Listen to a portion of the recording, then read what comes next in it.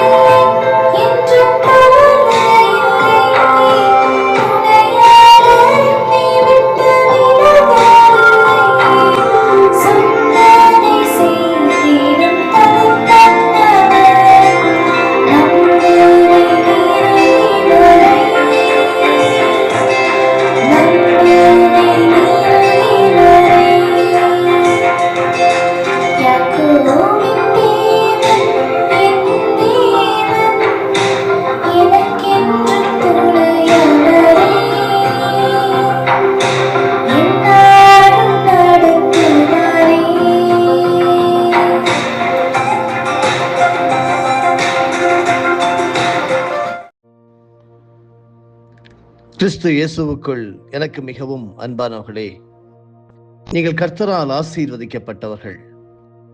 ஜெபிப்போம். அன்பு நிறைந்த பரமபிதாவே, ஆண்டவராகிய இயேசு கிறிஸ்துவின் நாமத்தினாலே உம்மிடம் நாங்கள் வந்திருக்கிறோம். தினம் ஒரு சத்திய வார்த்தை நிகழ்ச்சி மூலமாக கர்த்தர் எங்களை இன்று தேற்றப் போகிற ஒவ்வொரு வார்த்தைகளுக்காக நாங்கள் நன்றி செலுத்துகிறோம். அழிவில்லாத வித்தாகிய உம்முடைய வேத வசனத்தை நாங்கள் கேட்க வந்திருக்கிறோம். எல்லா வார்த்தைகளும் உலகத்திலே விழுந்து போகக்கூடிய வார்த்தைகள். ஆனால் நீர் பரிசுத்த வேதாகமத்தின் மூலமாக விளம்பக்கூடிய ஒவ்வொரு வார்த்தைகளும் உயிர் உள்ளது, வேலை செய்கிறது. அதனால் ஆண்டவரே, உம்முடைய வார்த்தையை சார்ந்து நிற்கிறோம்.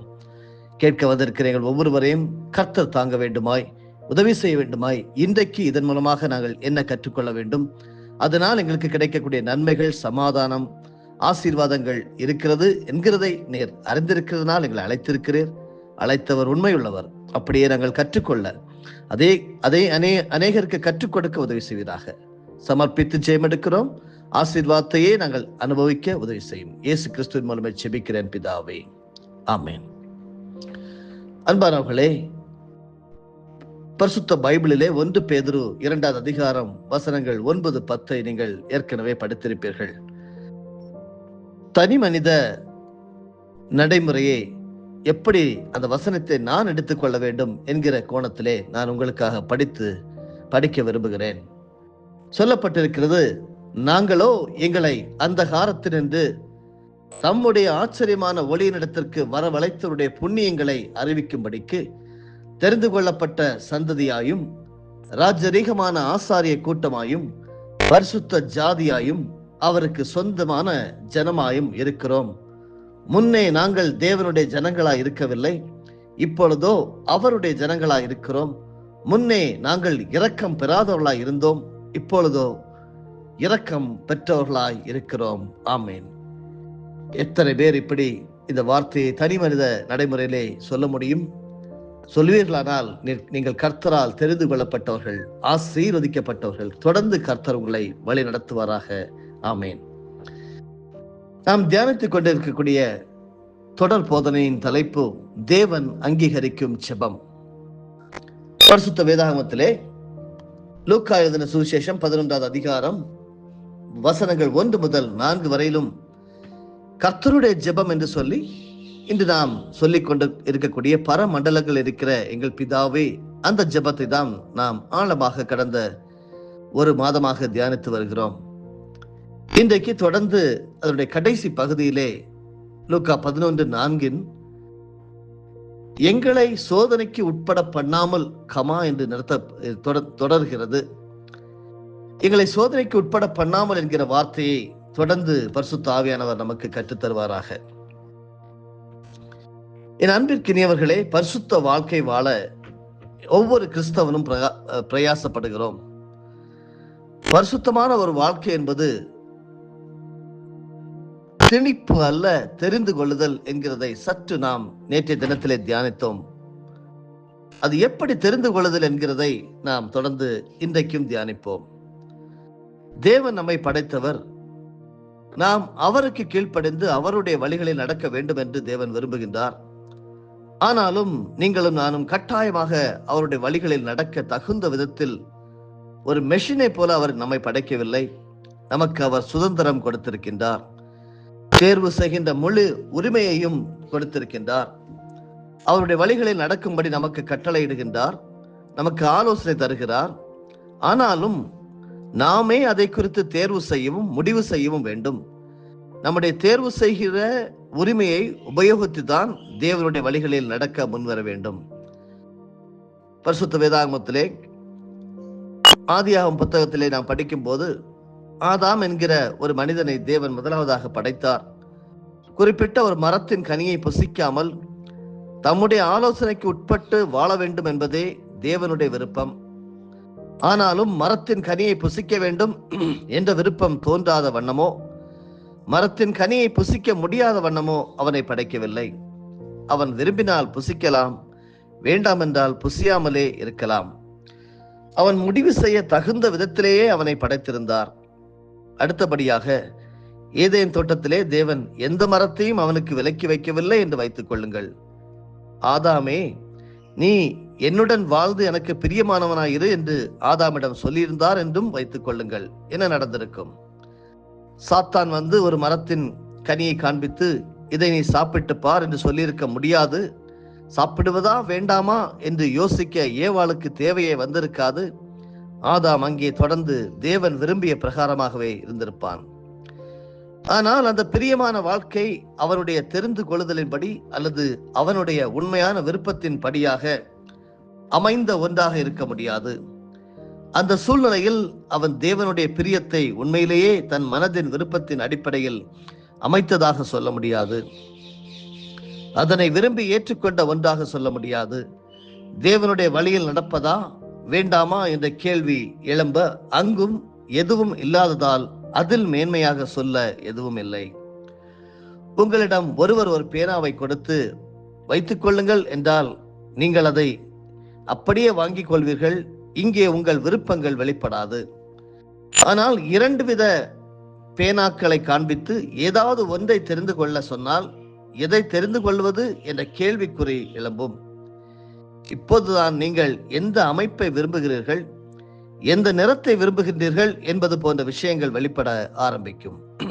அங்கேதான் தேர்வு செய்யவும் முடிவு செய்யவும் தேவை ஏற்படுகிறது.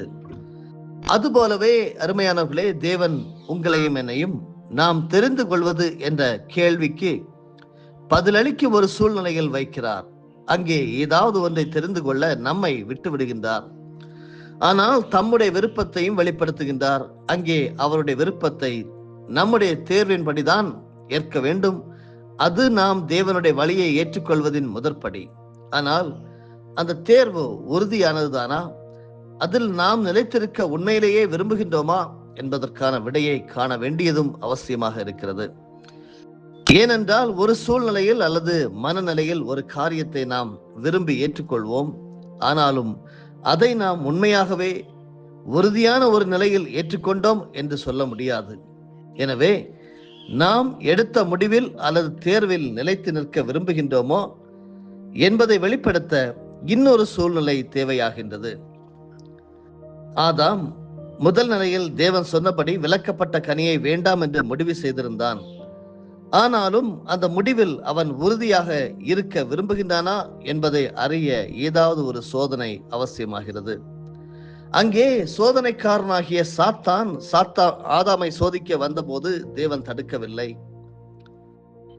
ஏனென்றால் ஆதாம் தன்னுடைய முடிவை குறித்த உறுதியை நிரூபிக்க வேண்டியது அவசியமாக இருந்தது.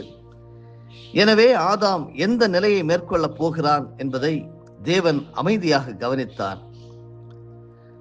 சாத்தான் ஏவாள் வழியாக ஆதாமின் உயர்ந்த லட்சிய பாதையில் தடைக்கல்லை போட விரும்பினான்.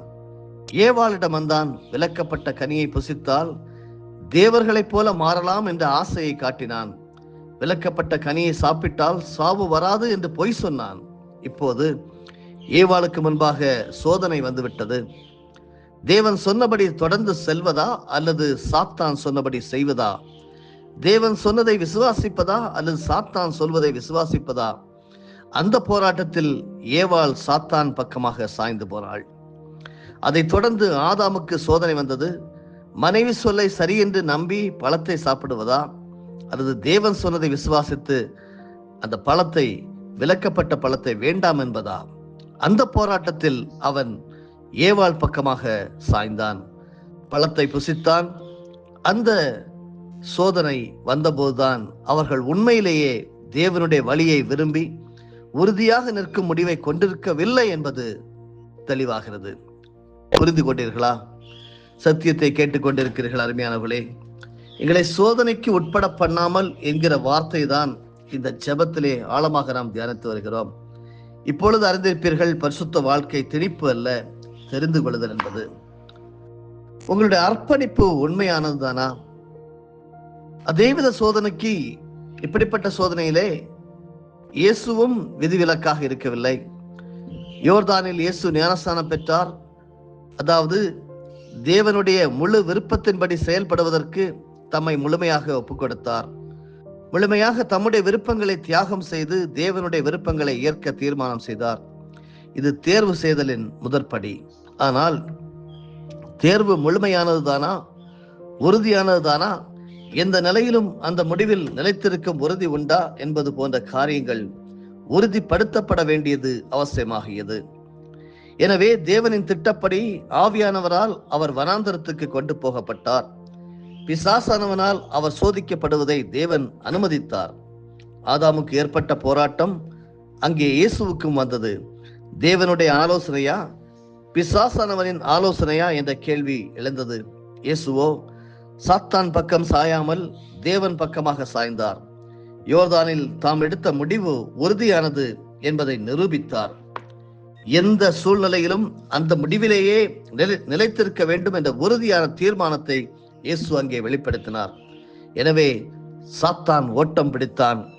அதிலிருந்து தேவன் அவர் வழியாக வல்லமையான காரியங்களை செய்ய துவங்கினார். அன்பானவர்களே, சிந்திக்கிறீர்களா? அநேகர் குறிப்பிட்ட ஒரு சூழ்நிலையில் அல்லது மனநிலையில் தேவனுக்கு தங்களை ஒப்புக் கொடுக்க முன் வருவார்கள். ஆரம்பத்தில் தேவனுடைய காரியங்களில் மிகுந்த வாஞ்சை உடையவர்களாக இருப்பார்கள். ஆனால் அவர்களுடைய அர்ப்பணிப்பும் ஒப்புக் கொடுத்தலும் உண்மையானது தானா என்பதை தெளிவுபடுத்த ஒரு சூழ்நிலை வரும். அவர்கள் உண்மையிலேயே இயேசுவுக்காக வாழப்போகிறார்களா என்பதை வெளிப்படுத்தி காண்பிக்க சோதனை வரும். அந்த சோதனையின் வேளையில் தங்கள் முடிவிலிருந்து பின்வாங்குவார்கள் அல்லது அந்த முடிவில் நிலைத்திருக்க எதுவும் செய்யாமல் போவார்கள். அங்கே அவர்களுடைய அர்ப்பணிப்பு உண்மையானது அல்ல என்பது நிரூபணம் ஆகும். இந்த அனுபவத்தை தான் விதைக்கிறவன் ஓமையில் கற்பாறையில் விழுந்த விதைகளோடு ஒப்பிட்டு இயேசு பேசினார். அந்த விதைகள் கற்பாறை மேல் காணப்படும் மண்ணின் மேல் விழுந்தது. வேகமாக முளைத்தது, வளர்ந்தது. ஆனால் ஆழமான வேர் இல்லாததால் வெயில் வந்ததும் தீந்து போய்விட்டது. இன்று அநேகருடைய அல்லது பலருடைய கிறிஸ்தவ வாழ்க்கை கற்பாறையின் மேல் உள்ள மண்ணில் முளைத்த செடியைப் போல தங்கள் உணர்ச்சிகளின் மேலேயே முளைக்கிறது. சில உற்சாக பிரசங்கிகளின் உணர்ச்சிகளை கிளறும் பிரசங்கங்களினாலும் சில மேலோட்டமான ஆரவார கூட்டங்களினாலும் உந்தப்பட்டதன் விளைவாக அவர்கள் ரட்சிக்கப்பட்டவர்கள் என்ற நிலைக்கு வருகின்றார்கள். அவர்களுடைய அந்த அனுபவம் தொடர்ந்திட யாராவது அவர்களுக்கு தொடர்ந்து உற்சாக விசையூட்டி கொண்டே இருக்க வேண்டும். இல்லை என்றால் சாவி தீர்ந்த பொம்மைக்கார் போல அவர்களுடைய ஆவிக்குரிய பயணம் நடுவழியில் நின்று விடுகிறது. இப்படிப்பட்டவர்களாக நீங்கள் இருக்கிறீர்களா? அல்லது உங்களுடைய விசுவாச வாழ்க்கையிலே இப்படிப்பட்டவர்களை சந்தித்திருக்கிறீர்களா? ஒரு நாள் அவர்களது அர்ப்பணிப்பும் பக்தியும் விடியற்காலையில் பெய்யும் பனியை போன்று தற்காலிகமானது என்பதே அவர்களே அறிந்து கொள்ள சில சவால்கள் வருகிறது, அங்கே அவர்களுடைய உள்நிலையும் உறுதியற்ற அர்ப்பணமும் தெளிவாக வெளிப்படுகின்றன. ஆமருமையானவர்களே, நாம் எந்த நிலையில் இருக்கிறோம் என்பதை வெளிப்படுத்த இப்படிப்பட்ட சவால்கள் நமக்கு முன்பாக கொடுக்கப்பட்டிருக்கிறது. உலக சூழ்நிலைகள், சத்துருவினால் வரக்கூடிய கெட்ட தீய வழிநடத்தல்கள், ஆலோசனைகள், இதன் மூலமாக நாம் கலங்கி நிற்கின்றோமா? இப்பொழுது உங்களுடைய அர்ப்பணிப்பு, ஆண்டவருக்காக நான் வாழுவேன், கிறிஸ்துவையே சார்ந்து வாழுவேன், கானான் தேசத்தின் வாழ்க்கை, அநேகர் கானான் தேசத்தின் வாழ்க்கை என்று சொல்லும் போது ஃபாரினில் போய் வாழ வேண்டும் என்று சொல்லி நினைக்கிறார்கள். அப்படி எல்லாமே கானான் தேசத்தின் ஆசீர்வாத வாழ்க்கை என்பது கிறிஸ்துவுக்குள் ஒரு சூப்பர் அபண்டன்ட் லைஃப். அது எங்கிருந்தாலும் நீங்கள் கிறிஸ்துவை சார்ந்து வாழ்கிறவர்களாக இருந்தால், உடைய அர்ப்பணிப்பு உண்மையானதாகவே இருந்தால், நிச்சயமாகவே நீங்கள் கானான் கொடுக்கிற அந்த ஆசீர்வாதமான வாழ்க்கையை எங்கிருந்தாலும் வாழ முடியும். தொடர்ந்து நாம் நாளை தினத்திலும் எங்களை சோதனைக்கு உட்பட பண்ணாமல் என்கிற சத்தியத்தை நாம் தியானிக்க பரிசுத்த ஆவியானவர் நமக்கு உதவி செய்வாராக. ஆமேன். ஜெபம் செய்வோம். அன்புள்ள பரமபிதாவே, ஆண்டவராகிய இயேசு கிறிஸ்துவின் நாமத்தினாலே உம்மிடம் வருகிறோம். எங்களுடைய பரிசுத்தமான வாழ்க்கை என்பது திணிப்பு அல்ல, தெரிந்து கொள்ளுதல். இது எங்களிடம்தான் இருக்கிறது. நாங்கள் எப்படி தெரிந்து கொள்கிறோம்? எதை தெரிந்து கொள்கிறோம்? ஆதாம் ஏவாளை போல தெரிந்து கொள்கிறோமா, அல்லது இயேசு கிறிஸ்துவானவரை போல நாங்கள் தெரிந்து கொள்கிறோமா என்கிறதை கற்றுத்தந்த ஸ்தோத்திரம் அப்பா. உண்மையாகவே எங்களுடைய பரிசுத்தமான அர்ப்பணிப்பு, கிறிஸ்துவை சார்ந்து வாழ்கின்ற வாழ்க்கை உண்மையான அர்ப்பணிப்பு தானா, அல்லது உலக பிரகாரமாக எங்களுக்கு கொடுக்கப்பட்ட கவர்ச்சியா என்கிறதை சிந்திக்க கர்த்தர் எங்களுக்கு உதவி செய்தீர்.